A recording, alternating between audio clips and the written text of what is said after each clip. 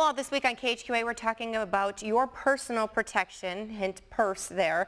We've talked about what should and shouldn't be in your purse. In case you missed any of that, you can of course find that on our YouTube page. But with technology increasing so much, you can basically do anything on your cell phone these days, including pay for purchases. And as technology increases, we were talking a little bit about everything's going on cards now, Social Security, all of that. What are some of the benefits to this? The benefits I see are convenience, first of all. Instead of carrying a lot of cash in your purse or your wallet, you just have to carry a card. And if you want to extend beyond what you have in your account, then you have a credit card and you pay with credit. So it is convenient. The safety factor is if you lose your card, you report it right away. They cancel the card, you're protected. If you lost your purse and it was filled with cash, that's not going to be replaced. So what are some of the downfalls to this, to not having all of this cash and to using technology like your phone to just scan things and pay for them that way? Well, with your telephone, you can even make a deposit. Now you can scan a check with your telephone and that goes straight into your account. Downfalls are just habits. You know, the older generation, they're not very happy about these debit cards. And they still like cash. Another downfall might be people extending themselves beyond their means. When you have cash and it's gone, you stop spending.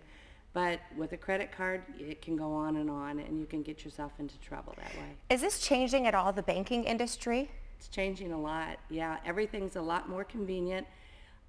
We see less people coming to the bank. We miss the faces of people coming to the bank, but everything's directly deposited. Beginning in March, Social Security checks are no longer going to be issued, and all Social Security recipients will either get a direct deposit or a cash card.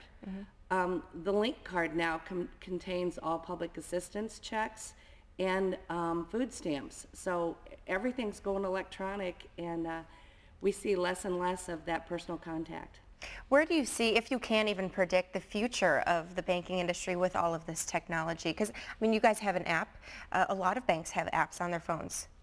Banks are still going to be needed, and there's still people that come to the bank. At First Bankers Trust, if you want to come to the bank, we appreciate that. We have cookies in our lobby every day. It's a trip. But, are they fresh? And they are fresh. We bake them every day. But it's just conveniences and quickness. Everybody wants everything immediately, and we have to accommodate that. Now, one thing to remember, if you do have these cards, on the back of the card is a cancellation number.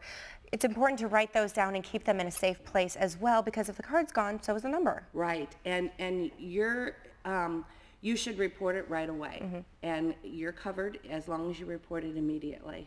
So I think they're very safe. All right. Thank you very much, Gretchen, for joining us this morning and for the past few mornings. Of course, if you've missed anything that Gretchen and I have been talking about personal protection, go ahead and log on to our YouTube page.